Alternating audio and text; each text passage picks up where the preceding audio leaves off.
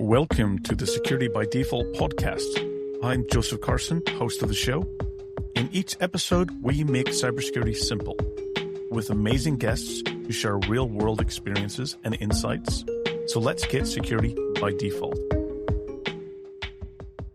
Hello, everyone. Welcome back to another episode of the Security by Default podcast. I'm the host of the show, Joe Carson. It's a pleasure to be here, and I'm always excited. This is my favorite part of the week. I always get to enjoy spending some time with awesome people, great minds, leaders, legends in the cybersecurity industry.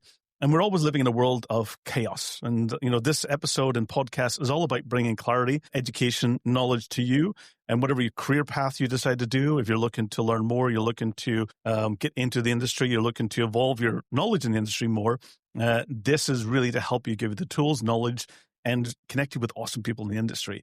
So I'm really excited to bring back, well, actually, the first time we've actually spoken on this podcast. But somebody I've spoken to many, many times in the past. I was going to say, bring it back for us and meeting again.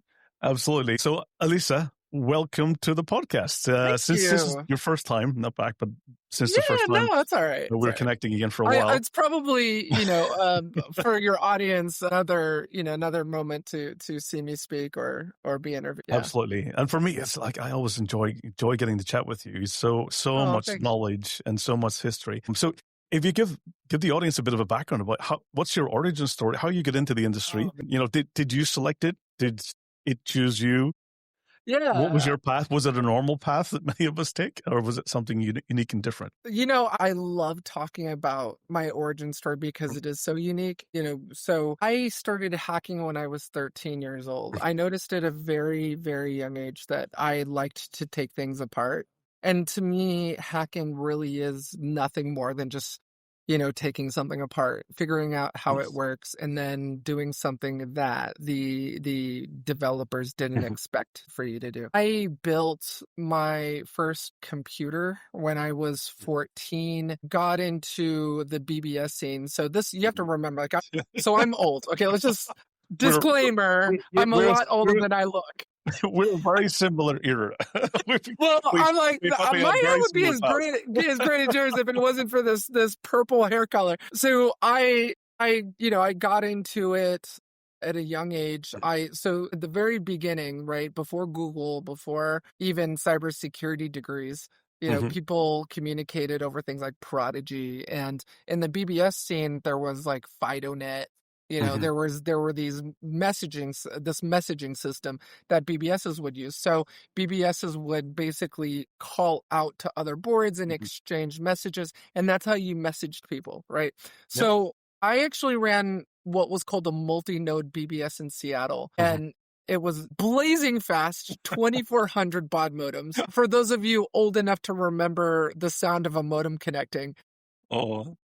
Yelling at your mom or your sister because they picked up the phone while you were downloading all day that was my nightmare. My nightmare, because we only had one phone line. Oh yeah. Like it was like, Mom, download. So it was the old LimeWire Morpheus. Yeah, exactly. LimeWire, and then hoping when you reconnect, the download would resume because you spent all day downloading a 5 meg file. Yeah. Anyway, so that really was how I got into it, was the BBS scene. And then I was mischievous at that age and, exploring this whole new world, online world, got into carding, which was basically using credit card generators to create what were called dial-up or shell accounts. And so I joined this IRC channel for hackers and met other hackers in this channel. And at the time, when you wanted to become a hacker or learn how to hack, you didn't just reach out to people on like LinkedIn and say, teach me how to hack. You just kind of became part of the community, and you hung out and you got on these big carded conferences and you downloaded exploits and learned how those exploits worked. And that's really how I got into it, was downloading .c exploits. Because back then, Joseph, you had to actually know how to compile code in order to be a hacker and use exploits or write them yourselves. You didn't have Metasploit. You didn't have a lot of these point and click attack platforms that you have today. that makes exploitation so much easier. And that's not even talking about AI yet, but it was difficult. Like you could spend all day trading exploits, and you traded them like baseball cards. And once you got your hands on an exploit, would it compile? Would it work? Did you Or have the was right version, right hardware? Yeah, or if you didn't know what you were doing, compiling it and running it, not realizing that it contained a backdoor in it, Yep. and so it was it was a very different time. It was the wild, wild west, and you were figuring it out. You were hacking networks through Apache buffer overflows or WUFTPD buffer overflows. It was a very different time, but that's kind of my origin story. I got my first computer. It was a 486 SX25 running a BBS, connecting to other BBSs, underground BBSs, and then getting into the IRC scene. And I was actually I don't know if you remember this, Joseph. There was something called the art scene. It was like ANSI and ASCII art, like ice and Oh, acid. yes. Actually, I have a whole collection somewhere. It was really funny. Not long ago, I was going through my old collection. Like I still had it on floppy disks. And Yeah. I found all my old ASCII art. I ran an ANSI art group. And so, it was like I was big into the art scene. So it was almost kind of like this, to me, sort of like a sister culture within the hacking community. Like you had a lot of people that were in the anti-ASCII art scene who were hackers. Or, so they were very, I would say, cousins, the two communities. And so a lot of the artists that I hung out with, anti-ASCII artists, and you're talking about really talented people. I mean, for those of you who don't know what this is, it's basically colored blocks. And that was your imagery. When you connected to a BBS, it was like a 6,000 line picture of like a woman in a bikini, and it was made with nothing but colored blocks. And that was the scene we're talking about. But, and then you have like the demo scene and the music scene.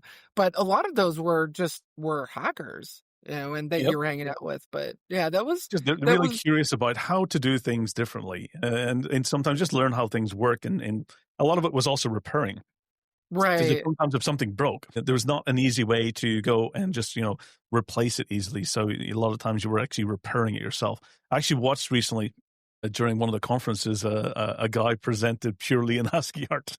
It's actually his slides and his whole demo, everything. You're kidding? That's amazing. I would have stood up and just started clapping. I was amazed. I was always constantly amazed by the sheer talent of a lot of those artists. You are creating this amazing picture with just colored blocks. It was crazy. But so I made some mistakes.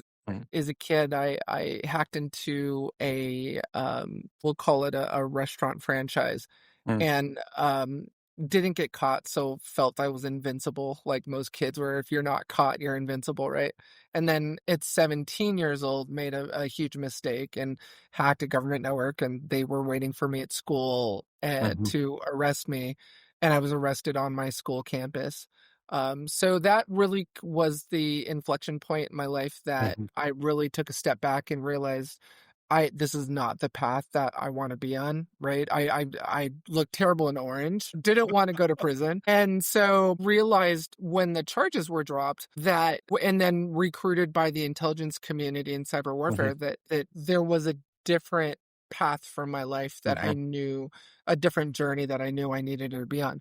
And so that was kind of how now the interesting thing, you have to remember that at the time, so I graduated, I was supposed to graduate in 1997, but obviously because of everything that happened, I was expelled and never went back to school, but I got my GED later. But this was like the late 90s, right? And so in the late 90s, it was a very different time. They didn't really fully understand hacking. As a matter of fact, the charges were written up wrong. When the arresting agents arrested me, they wrote it up as industrial espionage. And so the charges were wrong. They interrogated me as a minor in a closed room, locked room. And so there were so many things wrong with the arrest that the district attorney was like, I'm not touching this. So the charges were dropped. And, it's funny because just recently started thinking back at that time and was thinking, my whole life since then, I was thinking the agent didn't know what he was Yep. doing, but now I'm starting to wonder, like, did he do this on purpose to give me that second chance? Like, what if my entire time I've been looking at this wrong, thinking he made this huge mistake, ha ha ha, you idiot. What if he did that on purpose and clearly Intensely knew what he seeing you and realizing that actually, this here's a this way to isn't a bad give kid. you an opportunity in life. Because Yeah, exactly. And yeah. I feel like, we don't give enough credit to law enforcement, and actually worked with law enforcement obviously for a long time, Mhm, especially in the car hack, the law enforcement vehicle car hack.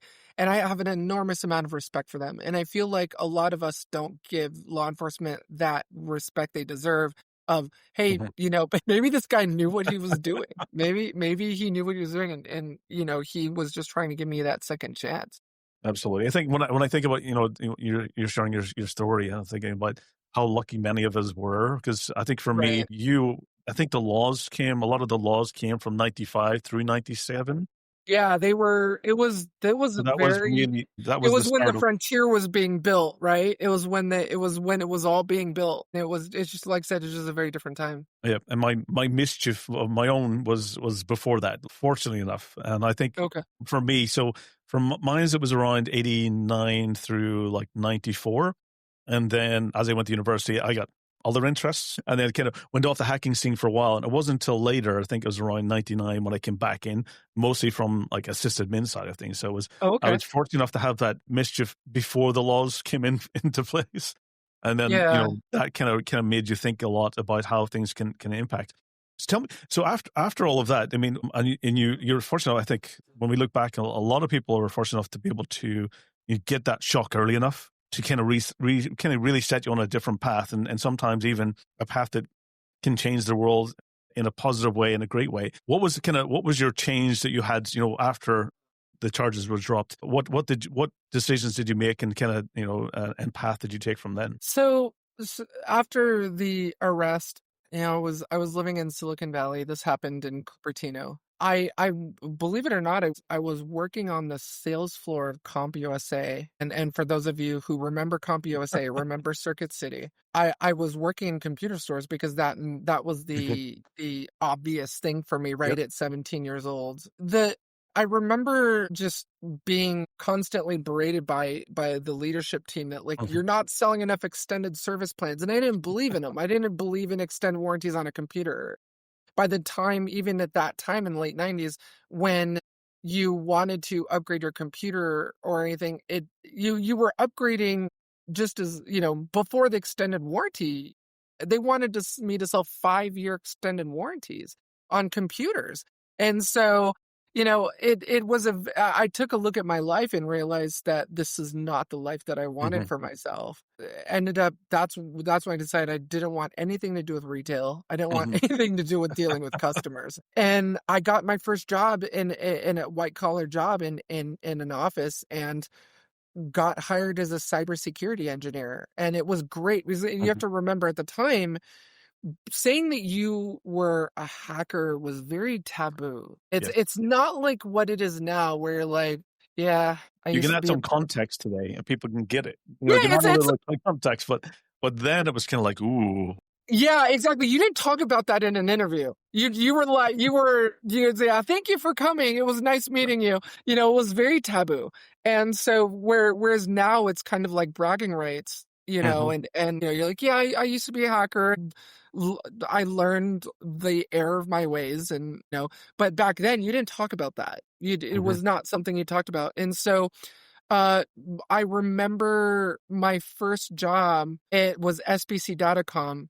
And I remember, I'll talk about economics here in Right. cybersecurity for a moment, if that's okay. So, Absolutely. especially for those who are looking to get into cybersecurity in your audience or into penetration Mhm. testing. So, my first job, I was making 90,000 a year, and you have to remember, like, Oh. I'm 17 years old, like 17, 18 years old. My father was the head of marketing for Sun Microsystems, for those of you who remember that company. Mm. And, it took him an entire career to to make six figures. And so right out the gate, a kid expelled from high school dropout, I'm making $90,000 a year. And I sat back and I realized, my God, like this industry pays very well, and so I'm like, yeah, this is I'm getting paid to break into networks and I don't have to worry about the knock at the door. I had found my place. I'd finally figured out who I was. It was an inflection point for me in realizing that my career has just begun and just started, and especially working for a company like SBC Datacom, now AT&T, and I'm heading the penetration testing group. At the time we called it the Tiger Team. Now, you call it Red Team, whatever. And so purple teaming and yeah, so exactly. At the time I did a lot, the in vogue name was Tiger Teams. And so I ran the Tiger Team at SBC. And so it was cool because, they were like, wow, we have Loki. It was my hacker alias, oh my Loki. goodness. I don't talk about that much, but, it was at the time, it was like, wow, this is great. And so that kind of started it for me in my career. That's fantastic. I think it's amazing how certain events will completely transform your trajectory and your path. Because even I always remember back to mine, which was I was a victim of one of the company I worked for at the time was foreign exchange money markets, and I was responsible for the network operations center, which is what we call today pretty much a SOC. Yeah. And we were the victim of a massive DDoS attack. And it was actually, we were a secondary victim. We just happened to be on the same ISP that Steve Gibson's company, grc.com, was on. And at that time, it was like some 13-year-old kid was targeting his company with a large botnet. And we were a secondary victim. And I worked with Steve Gibson on, doing the indicators of compromise, sharing the actually IP and filtering and trying to mitigate it. And for me, that was such fascinating that, similar to you, I found my calling is like, I completely switched my career from being just a sysadmin to really focusing on the security side of things. So it was the DDoS attack. And here's the thing about DDoS and botnets and stuff like that. It always really frustrated me when people that were launching DOS attacks or DDoS attacks were being referred to as hackers, because to me that was never hacking. No, like I hated it. I'm like, it was the disruption. It was yeah. It's like all you need is significant amount of pipe to launch a DDoS attack. And especially when in the early days, when you're talking about those kind of DDoS, like ICMP floods or SYN attacks, like SYN floods, like you just needed a significant amount of bandwidth. That didn't make you a hacker. Like you're taking a network offline. That's not hacking. And so I know there's people that will disagree with me, but I just have never seen that as legitimate hacking. Like you said, it's like a gnat at a barbecue. It's just a disruptor. Somebody just wants to take down a service. Gnat at a barbecue. So I started back in the days, like if you were, I don't know if you remember this, Joseph, but a site called Security Focus. Security I do. Focus. Yeah, I do remember. In PacketStorm. So, publishing exploits on PacketStorm and advisors. So I was part of the open disclosure community. And so, it was like I said, it was just a very different time. And when you publish vulnerabilities, you were always worried about getting sued by the manufacturer, right? There was always that threat of lawsuit. And as a matter of fact, the first Black Hat briefings that I spoke at was hacking VPN appliances. I had been fired from my job at SBC for speaking at Black Hat. And because they had a relationship with VPNet where, that gave them like, hey, look, we're going to be doing a significant amount of business with VPNet. We need to deal with this. Just fire her. And so I got fired, and but you know what? A lot of great things came out of that. And so I couldn't not do it. There were so many networks that were being protected by VPNet at the time. VPNs were God's gift to security, triple DES encryption, IKE, ISACAM, all that stuff. Yep. And so I felt the sort of moral obligation to talk about how you can completely circumvent and bypass these devices. And so, but it was a start for me. And one of the things that I get asked a lot is, okay, I want to be a hacker. I want to be a penetration tester. What should I focus? I was like, first of all, you can be a generalist where you're just a generalist network penetration tester. But I really wanted to niche myself. And my niche was black boxes. And it really started with being publishing the first advisory on hacking VPNs, I had discovered that our secure, I can't remember the name of it, but it was a VPN company, and I discovered that they had hard coded the root password into the SSH binary. And so if you typed that password in, it gave you a root prompt on a VPN.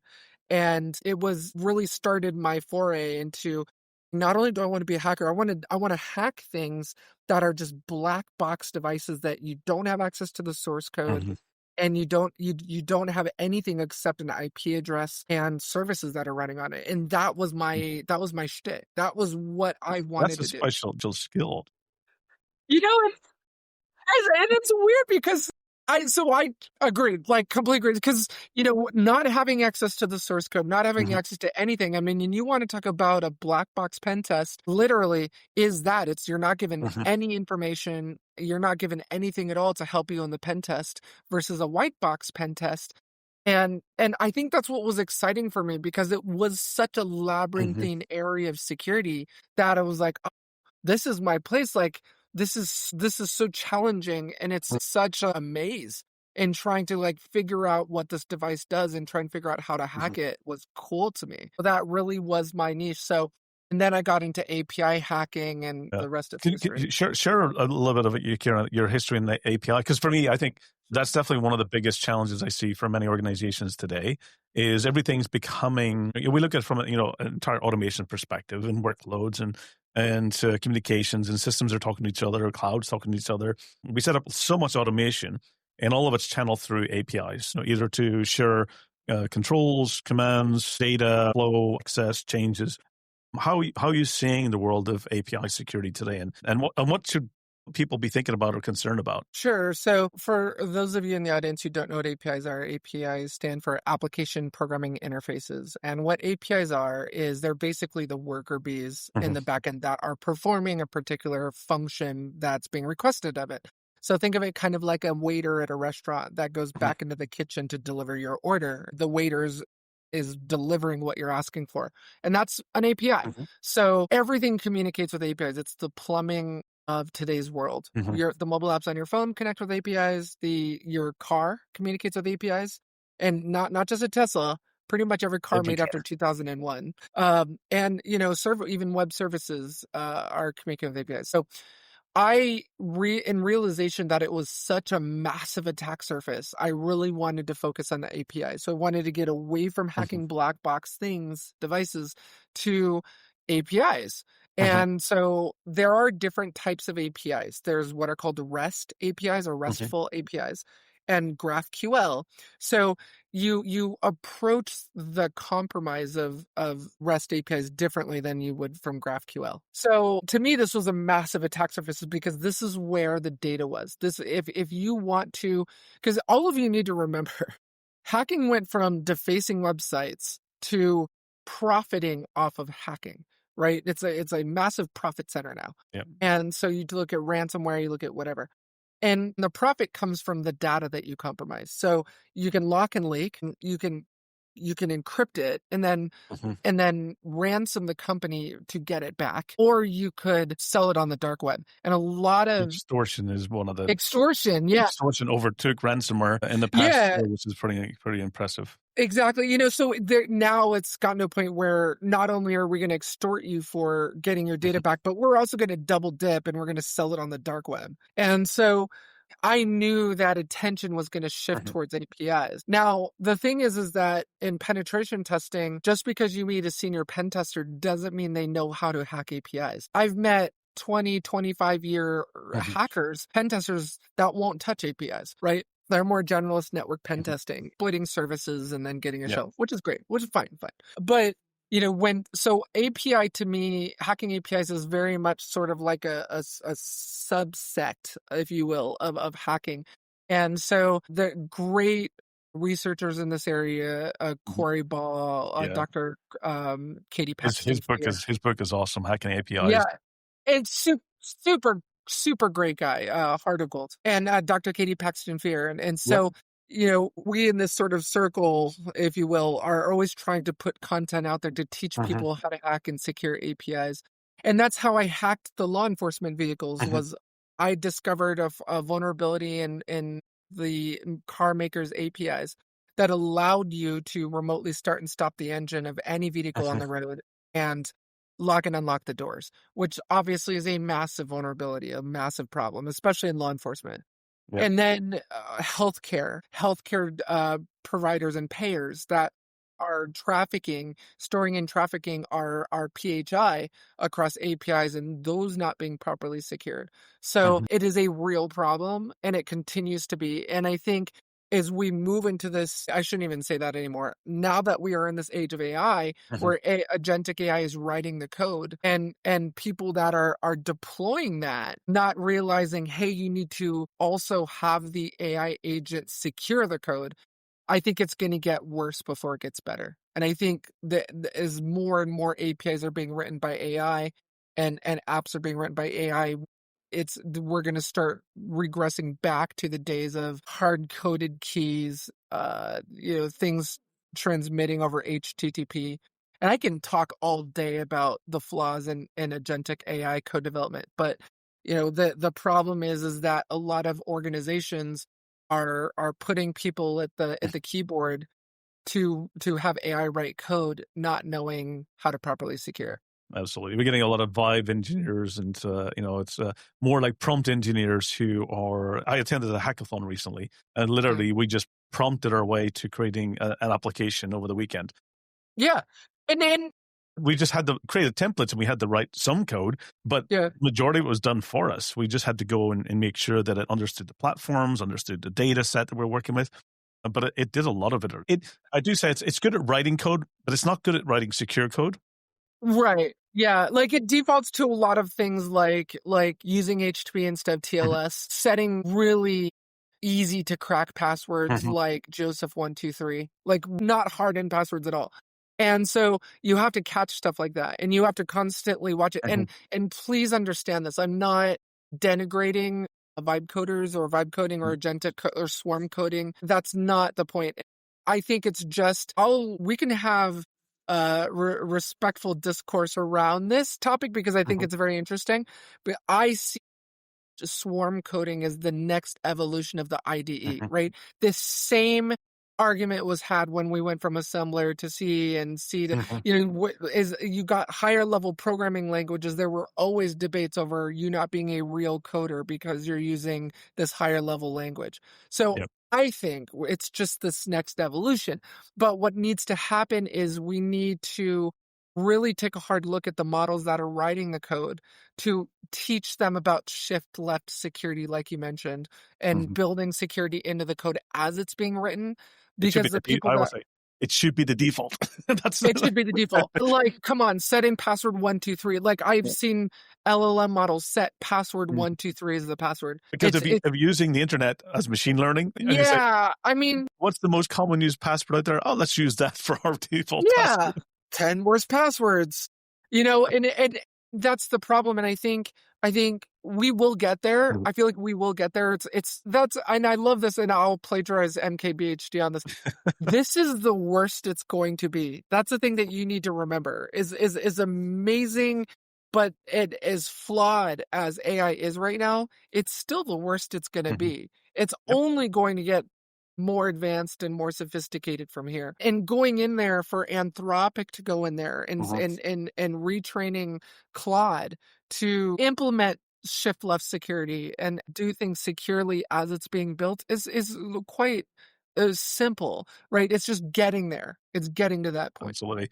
I really enjoyed at the IC2 Congress, Chris Weishaupt, who's the founder of Veracode. He actually shared their research during IC2 about the whole secure by design and the shift left. And they have seen huge improvements in the improvement in coding to where you're using AI to code. It's actually getting on par equal to human coding. But the secure coding is improving slowly. It's getting there. Right now it's about equal still, but it's getting way better. You're absolutely right.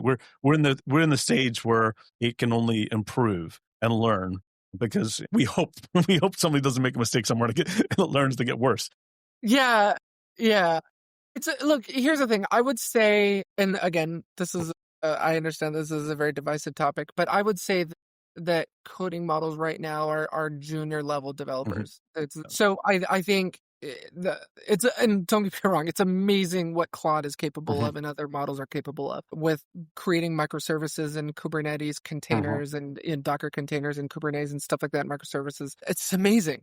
But still, I think where they are at right now with development is very junior. I think what's compounding the problem is not just the level, the degree of where they're at with code Hmm. development. It's the short-term and long-term memory problem. It's Yeah. it's the memory problem because what you'll see happen if you're not policing it is the model will drift in the Hmm. middle of development and start doing that's antithetical to what it had written before. Or creating a duplicate service in your microservices cluster that is, that's duplicative of something it Yeah. already created. The memory problem needs to get fixed. Hmm. And so, there's a lot. I know that there's companies, recently funded companies that are attacking that problem Hmm. of trying to, having a really good understanding about the human brain and how our Yeah. neurons fire and form pathways for memory, for Hmm. long-term and short-term memory, and trying to turn that into code. Okay. Look, I'll be honest with you, Joseph. Like, this is a big reason why I left Hollywood and came back into. I was going to get to that point as well. As you took a slightly, let's say a diverse direction for a while, which I so enjoyed because I think it is definitely exciting about what you were doing. Well, can you share with the audience, what you did, what you Sure, worked on, yeah, and sure. also a little bit about the ARIES project as well that you've been working on Yeah, as well. for sure, for sure. Okay, so I don't remember. Maybe a few years ago, 3 years ago. So no, this was 2000. So this was 5 years ago now. Oh my gosh. Sorry, 20. Sorry, 2020, Jesus. 2020. I think 2020. I remember Sorry, that. going back too far. Yeah. During COVID, I Mhm. was approached by a cybersecurity vendor to create a short film where I was doing a lot of content creation, had Mhm. a growing subscriber and follower base and on YouTube and across the socials. And a vendor came to me and said, "Look, we want you to create a short film where you're hacking into a network, but our product prevented you from hacking Mhm. it." And I was like, "Oh, this is a cool idea. Let's do this." So I went to University of YouTube, right? Because you don't need to go to some expensive college anymore. You just go to University of YouTube. And I like, okay, what is cinematic? How do you make, lighting, cameras, what are the best cinema cameras? So we started buying all of this production equipment and learning Rembrandt lighting techniques and, you know, ARIES and red cameras and so we made this short film, and it was their most successful marketing Whoa. campaign. I want to say that God, they spent I think they spent like 50,000 on the video, and it brought in 7 figures in revenue for them just off that one short film. So because it was this radical new way of cybersecurity marketing where you're telling a story versus go download our white Oh, paper. The flood. storytelling is how it should be done all the time. Yeah, it's banner ads, I mean it was storytelling and it was so cool. And so you can actually still find it on YouTube if Mhm. you're interested. But But you send me the link, I'll add it to the show notes. yeah, I So will. that's I good. will. I will. And so we did that, and it led us to more sort of the same kind of work. And we were Mhm. realizing that as this money was coming in, this revenue was coming in for production, we really, my wife Mel and I, Mhm. and she was our director of photography from very early on and was great at it. And we sat down and we're like, oh man, we're actually good at this. And it's fun. Let's see where this takes us. And I feel like that's sort of the banner for Night Group. Now Mhm. that we've started so many companies at this point, and we've You sold said so like what? many How many? companies. 19 was it? I can't remember how many. It's crazy. It's like I want to say it's like 10 companies now or 12 companies, but we have a coffee company. We realized that this is what we want to do, so we sort of took a break from Mhm. hands-on, eyes-on-glass cyber, and we decided to go into Hollywood and actually start producing TV Mhm. series. And so we've produced 7 TV series to date. We recently got picked up by Zero Gravity, the Mhm. producers of The Accountant and Ozark with Which Jason is Bateman. amazing. That's such a fun movie. Yeah, yeah, and The Accountant with Ben Affleck, Yes. and they're So we're doing a lot of work together. They picked up our entire slate, and so we're super excited about it. But now I think what happened was, so one of the things you need to think about is that Knight Group is what's called a venture studio. So unlike a venture capital fund, instead of investing in other people's startups, we invest in our own incubated companies. So Knight Group incubates its own companies, and we fund it through Knight Group, through our family office. And so we've got like a coffee company, the TV production company. We also have a video game studio. MasterCard retained us to develop a AAA quality video game where you can actually play a hacker. Best way to learn. Yes. In a game, gamify your learning experience. Please don't do it unauthorized. But you can hack into banks as a hacker and play the CISO, play the SOC. So it was really cool. And so we're working on this journey with MasterCard right now and where that takes us. But so we have these different companies, but I realized sitting there while I was working in entertainment that let's let that company continue like we do with all of our companies, but I want to shift focus now back to a sale, which is this new AI cybersecurity company that we've started and has developed ARIES. And you asked about ARIES. So ARIES is an agentic AI platform for autonomous penetration testing. So we're building offensive cyber systems built on AI. And ARIES specifically targets mobile apps and APIs. So you can drag and drop a mobile app into ARIES and she will take it apart, deobfuscate the code if there's obfuscated code, and it's a 100% customizable. So we're not using any frontier models or any other companies' models. It's our own custom baked trained model. And so she also will attack the APIs that the mobile apps are talking to.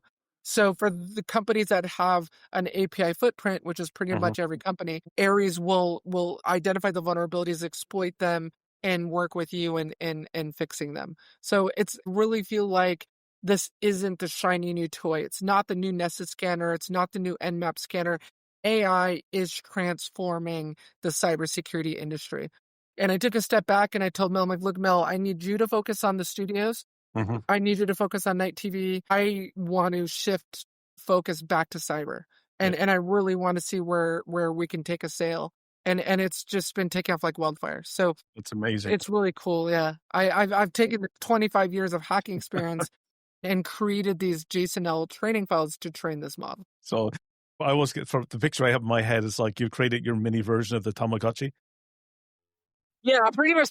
Well, Mel looked at her and it's like, you've created a digital twin of yourself. Exactly. Like that's, it's cool because she'll talk to me while she's hacking into a network. So, because I'm not always looking at the screen. So I put in this text to voice converter. So she'll actually talk and you can actually have a view into her mind, look at her thoughts. So I also implemented what's called hierarchical reasoning. So it's a hierarchical reasoning model and also has parallel thought. So it's really every day she's taking leaps forward, and I'm so excited about it. That's really exciting. So yeah, we're seeing where it goes. There's always it's all about probability, and the more you can get the higher probability, the more successful it becomes, which is impressive. And you're already training it on your knowledge. That's exactly. Definitely want to communicate this. We don't, when we start companies, we don't walk away from what we do is we bring in a CEO to run it. Like one of our largest companies is an MSSP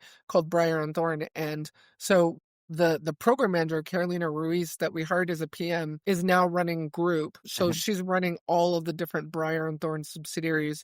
And so we have this model where we'll form a company and bring in a CEO that's much smarter than me, to come in and run it. So it's very much like an incubator, right? That's amazing. I think it's fantastic.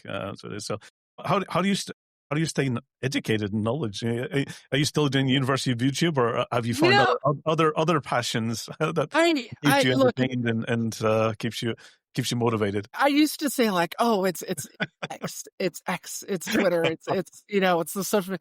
Here's the thing. I feel like we live in such an exciting time in the fact that knowledge is everywhere. And so I feel like one of the biggest problems is not the availability of how to hack or how to pen test or how to get into cybersecurity. It's us taking time out of our day to take those training courses. So many people who've spent hundreds, thousands on signing up for courses and then forgetting about the login, forgetting that they signed up for it and not taking it. And then it expires. And then, I feel like what we need to do is an industry is really go out there, look at what we can rely on for capacity building and actually take the time out to sit down and learn. And, I've had a lot of people reach out to me on social media like, Alissa, can you teach me how to be a hacker? Like, how do I do that? How do I take 25 years of experience and sit down and chat with you on LinkedIn and teach you how to be a hacker? That's not possible. Like, what you need to do is you need to take your time out, look at the different platforms that are out there that have great courses on the things that you need to learn to get into cyber or get into pen testing, and take those courses and put in the time. Joseph, you've put in a lot of time in your career to get where you are. I have, everyone has. So it's taking the time out to actually take those training courses. Absolutely. Udemy. I mean, and you mentioned, YouTube. You don't have to pay for that. You can go there and find the YouTubers who are producing great content. Amazing. Yeah, it's amazing what you can find, and the detail on what they're sharing is unbelievable. I couldn't agree Your more. podcast. Yeah. I mean, like the podcast as well is one of those avenues. And I completely agree with you. One of the things is that organizations should be looking at AI to replace employees. What they should be looking at AI is to free up a lot of their time so they can actually spend more time becoming more valuable through training and knowledge. Is investing into people to be the trainers of your AI, is to become, the ones who are overseeing, helping navigate it, providing the checks and balances and helping educate it. That's where we should be investing. And I will say that we should be shifting, while we talk about shifting left in the security, we should also be doing that with our people, is that we should be putting more time aside. I think some companies, it's like less than 5% of the year is done training. It should be 30%. Because that really technology is changing so fast that if we don't invest in knowledge, and also not just, but wisdom, we want our employees to be on as up to date and as fresh in the technology as possible, so they can make really smart decisions about the future direction of companies. Agreed. I think one of the shocking things that I found in a lot of my vulnerability research was that a lot of the organizations who were developing code internally and hiring developers were not sending their developers to secure code training. And you're right, it's a real problem. They'll send them the phishing emails as training throughout the year, and but they won't. That's not training. Yeah, they won't. I always find that it's always a challenge. I always say that the way that we do phishing, like phishing campaigns and awareness, it should be about, not to catch the employee off guard, but to do a check on your systems, and to see where you need to make improvements, and to help employees be able to become, more, let's say, not being afraid to ask for help, being more noisy when they're seeing things. Alyssa, this has been amazing. I've so much enjoyed this. It's been way over too long that we've been speaking together. We definitely should not let it go this length. I'm so glad that you walked up to me at the Security Congress and said hi.